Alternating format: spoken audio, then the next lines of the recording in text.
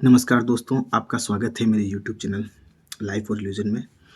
और आज हम चर्चा करेंगे। आज महाशिवरात्रि का दिन है, भगवान भोलेनाथ का दिन है।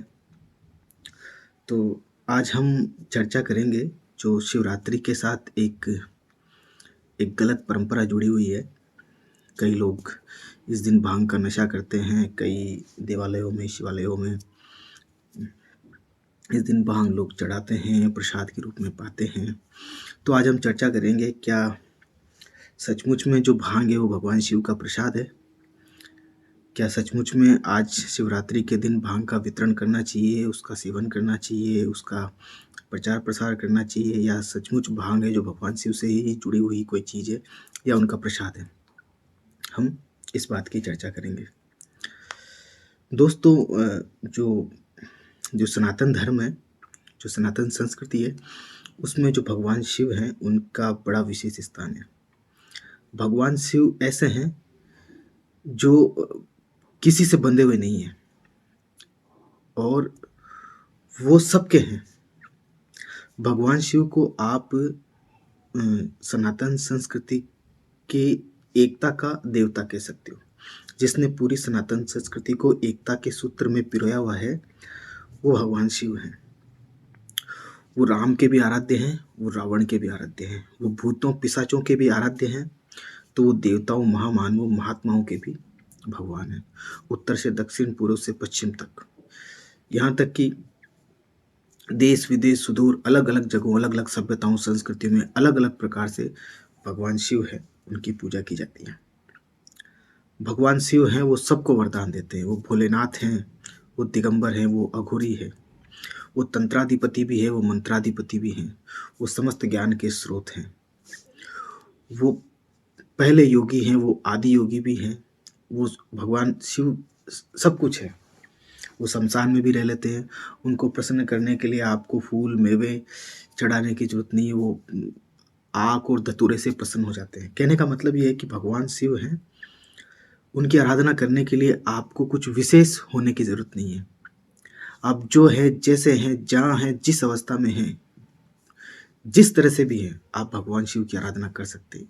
इन सब बातों के पीछे यही महत्व है। और भगवान शिव को जान लेना, भारतीय सनातन संस्कृति को जान लेना, भगवान को जान लेना, परम तत्व को जान लेना, सब कुछ है। शिव का मतलब कल्याणकारी भी होता है। एक तो ये बात हुई। और किसी दिन किसी और वीडियो में भगवान शिव के ऊपर हम विस्तार से चर्चा करेंगे। आज का जो वीडियो है वो बनाने का मेरा जो मुख्य उद्देश्य है वो ये है कि आप लोगों के साथ इस बात की चर्चा की जाए कि भांग का सेवन क्या सच में भगवान शिव से जुड़ा हुआ है या इस शिवरात्रि के कल्याणकारी पर्व से जुड़ा हुआ है। तो हम चर्चा करेंगे, आप लोग विचार करना बाद में और आप लोग तय करना कि ये सही है या नहीं है। मैं निष्कर्ष पहले बता देता हूँ कि भांग का भगवान शिव से या शिवरात्रि से या किसी भी त्यौहार से या किसी भी देवता से कोई संबंध नहीं। किसी भी तरह के नशे को सनातन संस्कृति में किसी भी तरह से प्रेरित, उत्साहित नहीं किया गया है।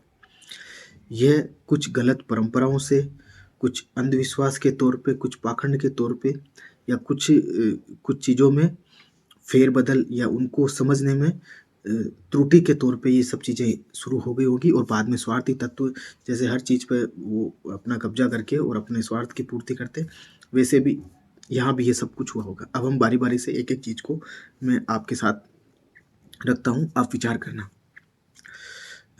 दोस्तों, सबसे पहले तो आप ये देखिए कि जब आप समस्त शास्त्र पढ़ते हैं, भगवान शिव से संबंधित या दूसरे कोई भी, आप शिव महापुराण पढ़ लीजिए, आप उपनिषद पढ़ लीजिए, आप वेद पढ़ लीजिए, आप कुछ भी, तो कहीं पर भी आपको स्पष्ट रूप से ये नहीं लिखा हुआ मिलेगा कि शिवरात्रि पर भांग का वितरण किया जाना चाहिए, शिवरात्रि पर भांग को प्रसाद रूप में ग्रहण किया जाना चाहिए। ना कहीं पर इस बात का उल्लेख मिलेगा कि भगवान शिव भांग का सेवन करते हैं, चिलम पीते हैं, गांजा पीते हैं या कोई और तरह का नशा करते हैं। तो अब आपके मन में प्रश्न आएगा, तो फिर बहुत सारे अघोरी करते हैं और बहुत सारी जगहों पर इन चीज़ों का कहीं छिटपुट जो है वो वृतांत मिलता है। तो उसके पीछे क्या बात है? तो दोस्तों यहाँ पर ना आपको कुछ चीज़ों को बहुत बारीकी से समझना पड़ेगा। सनातन संस्कृति में जो है वो धर्म, अर्थ, काम, मोक्ष ये 4 पुरुषार्थ बताए गए हैं। धर्म यानी अपने कर्तव्य का निर्वहन करना, अर्थ यानी नीतिपूर्वक धन कमाना और उसको लोक कल्याण में लगाना, अपने अपनी पूर्ति के लिए और अपने जो अब हमारे ऊपर जो लोग निर्भर है उनकी पूर्ति करना। जैसे बच्चों की अच्छी परवरिश करना, उनको अच्छा ज्ञान देना, अपनी घर गृहस्थी को सही तरीके से चलाना, समाज में अपना जो दान धर्म है वो करना, तो उसके लिए अर्थोपार्जन। काम यानी जो जो जो कामनाएं हैं उनका नीतिपूर्वक संयमपूर्वक उनका पालन करना। और अंतिम जो पुरुषार्थ होता है वो मोक्ष। मोक्ष का मतलब होता है कि सत्य को जान लेना। आप इसी तरह समझिए, मोक्ष का मतलब लोग अलग अलग तरह से निकालते हैं, और मोक्ष का शाब्दिक मतलब आप ये समझ लीजिए कि व्यक्ति जो है वो ईश्वर के साथ एकाकार हो जाता है। जैसे सूफी संत कहते हैं ना, अनहलक यानी मेरा भगवान मेरे अंदर ही है। कबीर का जो दुआ है ना, तेरा साई तुझ में है, जाग सके तो जाग। जैसे दूध के अंदर जो होता है वो जो घी होता है उसके अंदर घुला हुआ रहता है, लेकिन जो मथने से वो जो बाहर आता है जो पूरी प्रक्रिया से, तो ऐसे हमारा भगवान जो है वो हमारे अंदर है, पर हमको उस प्रक्रिया से गुजरना पड़ेगा। जैसे दूध है उसको जमा के फिर दही बनाते हैं, फिर दही को मथते हैं, फिर वो पूरी प्रक्रिया से वो निकलता है। जैसे चकमक पत्थर होते हैं उनको उनको जब रगड़ते हैं तो आग निकलती है, तो ऐसे चकमक पत्थर पड़े पड़े होंगे तो आग नहीं निकलेगी, वो उसके लिए प्रक्रिया करनी पड़ेगी रगड़ने की ना, तभी आग निकलेगी। तो ठीक इसी तरह हमारे अंदर भगवान है, पर उस भगवान का साक्षात्कार करने के लिए एक प्रक्रिया से गुजरना पड़ेगा ना। तो ऐसे ही मोक्ष का मतलब होता है उस परम सत्य को पहुंचना। तो जो सनातन संस्कृति है उसकी बुनियाद यही है कि हर व्यक्ति को किसी न किसी तरह से उस परम सत्य तक पहुंचना है। तो अब जब कोई व्यक्ति उस अवस्था में पहुंचता है तो उसको कई बार कहते हैं समाधि की अवस्था। जैसे रामकृष्ण परमहंस समाधि में रहते थे, रमण महर्षि रहते थे, मानंदमयी रहते थे, और कई योगी यति सन्यासी जो है वो समाधि की अवस्था में रहते थे। पहले तो ऐसे संतों के दर्शन करना थोड़ा सा आसान था, लेकिन अब कलिकाल के अंदर ऐसे संतों का दर्शन करना बड़ा ही दुर्लभ है जो समाधिस्थ रहते हो। इसलिए आजकल के जो लोग हैं वो शायद समाधि के बारे में परिचित नहीं हो। समाधि को आप ऐसे समझ सकते हो जहाँ पर जो हमारे अंदर जो चेतना है वो इस मानवीय ये जो पिंजरा है, ये जो हमारा जो जो बुद्धि है, जो हमारे जो इंद्रियां हैं, कर्मेंद्रियां हैं, ज्ञानेंद्रियां हैं, इन सब को पार करके जो एक अलग ही आयाम में जब बुद्धि चली जाती है, चेतना चली जाती है, तो उसको समाधि कह सकते हैं। भगवान शिव की भी जब हम उनकी तस्वीर देखते हैं तो वो समाधित अवस्था में देखते हैं ना, कि उनकी दोनों आंखें बंद है, तीसरा नेत्र खुला हुआ है। तो इसका मतलब ये है कि वो है ना, वो जो संसार को उस तरह से देख रहे हैं जिस तरह से सामान्य व्यक्ति नहीं देख रहे। तीसरी आंख का मतलब होता है कि जो देखने की एक नई दृष्टि उनके अंदर विकसित हो गई है।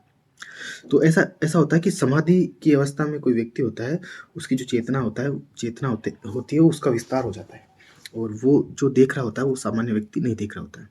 अब एक बात और होती है कि जब हम पतंजलि का योग सूत्र पढ़ते हैं, है ना, जिसमें ये पूरे जो अष्टांग योग बताया गया है ना समाधि तक पहुंचने का, यम नियम आसन प्राणायाम प्रत्याहार धारणा और ध्यान और समाधि, ये क्रमिक रूप से हम वहाँ तक पहुँचते हैं।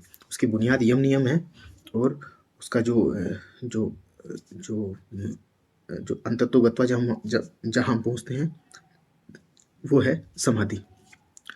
तो उसमें एक श्लोक आता है जिसमें ये कहते हैं कि जो साधक है वो औषधियों के उपयोग से कुछ समाधि जैसी अवस्था तक पहुंच सकता है। लेकिन पतंजलि किसी भी तरह से उसका सपोर्ट नहीं करते कि उस तरह से आपको वहां पहुंचना चाहिए। समाधि में क्या होता है कि व्यक्ति जो है वो आनंद की अवस्था में पहुंच जाता है, ऐसा आनंद जो कि कभी नष्ट नहीं होता। एक बार बाकी जितने भी संसार के जो आनंद है वो नष्ट हो जाते हैं। हमें बचपन में किन चीज़ों का शौक होता है, फिर जब बड़े होते हैं तो हमारे शौक बदलते जाते हैं, कोई चीज़ हमें प्राप्त हो जाती है तो उसमें हमारी रुचि खत्म हो जाती है। लेकिन जब ये सुख मिल जाता है ना, सच्चा समाधि सुख जो है, तो उसके बाद में व्यक्ति का वो सुख कभी नष्ट नहीं होता। वो तो अभी जो दवाइयाँ होती है ना, ये जो औषधियाँ हैं, जो ड्रग्स हैं, हेरोइन है, कोकेन है, LSD है, और इस तरह की जो दूसरी है, गांजा है, चरस है, ये जो सब है, भांग है, ये तो इनसे क्या होता है कि टेम्परेरी कुछ ऐसे केमिकल्स बनते हैं बॉडी के अंदर जिससे artificial sense of well being, euphoria उसको फील होता है। है ना? तो कुछ-कुछ वो क्या करता है, वो एक आनंद के अतिरेक में पहुँच जाता है, तो उसको बड़ा अच्छा लगता है। लेकिन जैसे ही उसका जो नशा जो थोड़ा-सा कम होता है ना, तो वापस वो उसी अवस्था में आ जाता है और फिर वो क्या करता है, संसार से भागने की कोशिश करता है। दोस्तों, एक साउथ अमेरिका के अंदर है ना, वहाँ के जंगलों में एक एक औषधि, एक हर्ब मिलती है, जिसको बोलते हैं ayahuasca। ये बड़ी प्रचलित है। ayahuasca का जब कोई सेवन करता है ना, तो उसको out of body experience, extra sensory experience, extra ordinary experience, या आप कह सकते हो बहुत ही अलग-अलग तरह के एक्सपीरियंस होते हैं, जिनको जिनको आप ह्यूमन परसेप्शन में, जिनको बहुत आसानी से नहीं समझा जा सकता। तो कई लोग उसका सेवन करते हैं और वो कई लोग ये वो कहते हैं कि हमको वो जो है ना, समाधि जैसा अनुभव हुआ, अतीन्द्रिय अनुभव हुआ। पर महर्षि पतंजलि इसको सिरे से नकारते हैं कि ये जो तरीका है ना, ये जो शॉर्टकट है, वो बिल्कुल भी जो है वो मतलब सही नहीं है।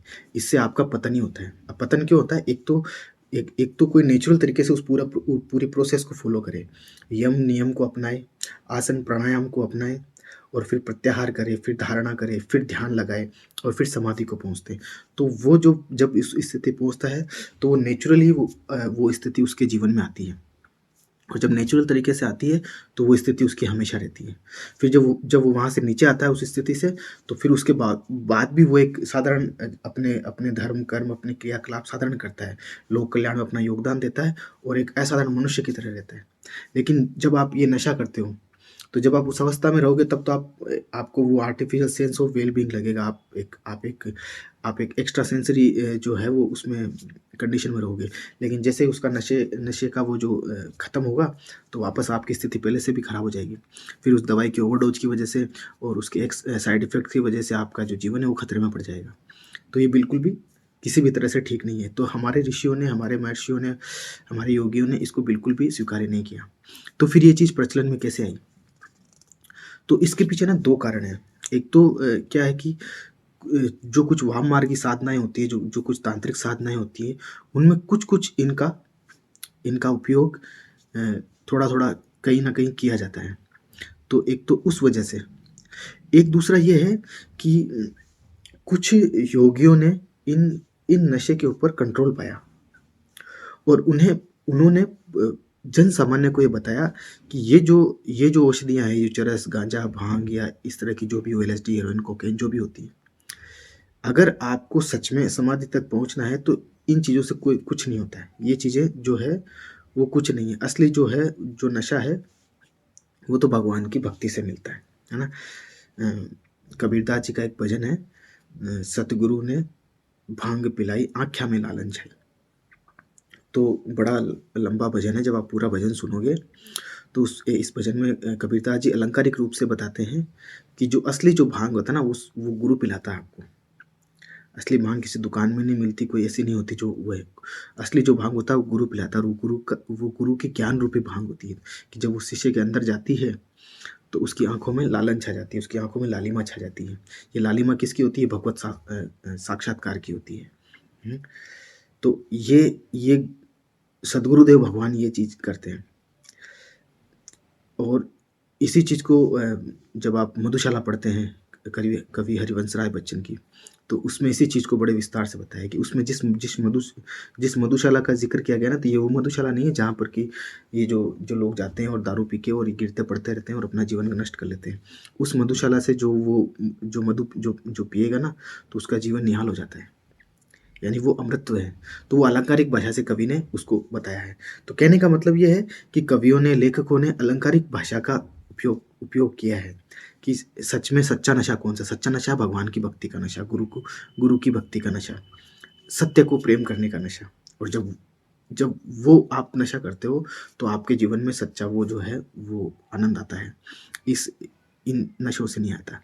मैं आपको ना 2 घटनाएँ सुनाता हूँ, उससे आपको बात समझ में आएगी कि दरअसल है ना, ये जो योगी यति सन्यासी थे, जिन्होंने नशे का सेवन किया और उनके उनके नशे को देखकर हो सकता है कि पुराने समय में कुछ लोगों ने जैसे अघोरी रहे होंगे और कुछ ऐसे रहे होंगे, तो उन्होंने जब भांग का, चरस का, इनका नशा किया होगा, तो उनको देख के और उनकी बराबरी के चक्कर में सामान्य लोगों ने भी भांग पीना शुरू कर दिया होगा। अब उन जैसे लोगों की जैसी साधनाएँ तो सामान्य लोगों ने करी नहीं थी। ना उनका जो है आत्मिक स्तर इतना ऊँचा था कि वो उस नशे को पचा पाए। लेकिन फिर वो धीरे-धीरे जो नशेड़ी लोग थे ना, तो उन्होंने हो सकता है कि इसको परंपरा बना दिया हो। और फिर जब बहुत सारे लोग किसी चीज़ को करने लग जाए और उसका विरोध करने वाला कोई नहीं हो, तो वो धीरे-धीरे परंपरा बन जाती है। लेकिन हमारे शास्त्र हमको बताते हैं कि हमको परंपराओं की तुलना में हमेशा विवेक को महत्व देना चाहिए।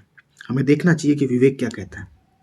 अगर विवेक कहता है कि परंपरा सही नहीं है, तो उसको ख़त्म कर देना चाहिए, और विवेक कहता है परंपरा सही है, तो उसको चलने देना चाहिए। तो परंपरा को महत्व न देके विवेक को महत्व देना चाहिए, और विवेक कहता है कि इसकी पड़ताल की जानी चाहिए। तो मैं आपको 2 घटनाएँ बताता हूँ। एक घटना बाबा नीम करोली की है और एक घटना एक सूफी संत की है। दोस्तों, नीम करोली बाबा के एक शिष्य थे रामदास।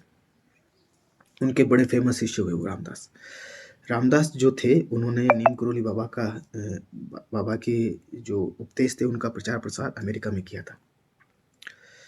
अब मैं आपको बताता हूँ ये घटना कैसे शुरू होती है। रामदास जो थे, उनका पूरा नाम था डॉक्टर रिचर्ड अल्बर्ट। ये साइकोलॉजी के प्रोफेसर थे हार्वर्ड मेडिकल कॉलेज के अंदर। तो ये LSD पर रिसर्च कर रहे थे और LSD का सेवन भी करते थे। दोस्तों, ये वो दौर था जिस दौर में हिप्पी कल्चर पनप रहा था।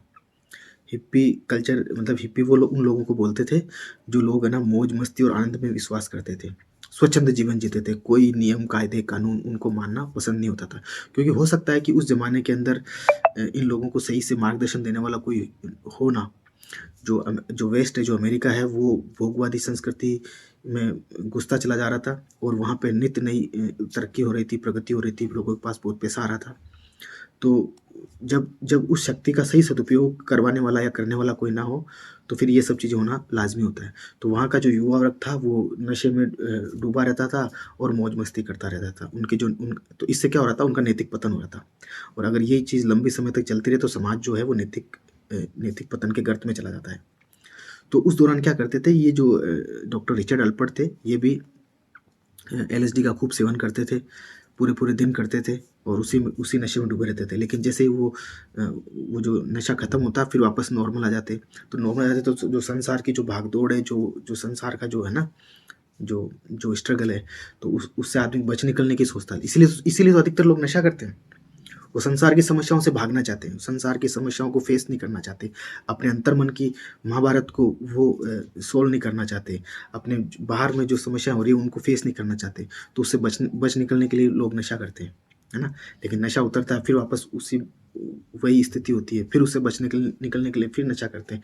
तो ऐसे एक ये साइकिल बन जाता है जो उस इंसान के जीवन को ही खत्म करके मानता है। तो डॉक्टर रिचर्ड अल्पर्ट क्या अपने एक दोस्त के साथ भारत आए हुए थे। उनका जो दोस्त था वो नीम करोली बाबा से प्रभावित था, तो वो इनसे मिलने के लिए कैंची धाम इनके आश्रम में गए थे। ऐसा कहा जाता है कि जब ये डॉक्टर रिचर्ड अल्पर्ट उनसे मिलने गए, तो उनकी जेब में एक छोटी सी डिब्बिया थी जिसके अंदर 40-50 टेबलेट थी LSD की। तो जब ये नीम करोली बाबा जी से मिले, तो नीम करोली बाबा जी ने इनसे पूछा कि तुम्हारी जेब में कुछ है, तो इन्होंने वो एक डिब्बी उनको दिखा दी। तो उस डिब्बी को खोल के और नीम करोली बाबा जी पूरी टेबलेट्स वो खा गए। अब डॉक्टर रिचर्ड अल्पर्ट ने कहा कि अगर कोई LSD का टेबलेट्स का अगर इतनी मात्रा में सेवन कर लेगा, तो वो तो ऑन स्पॉट ही खत्म हो जाएगा।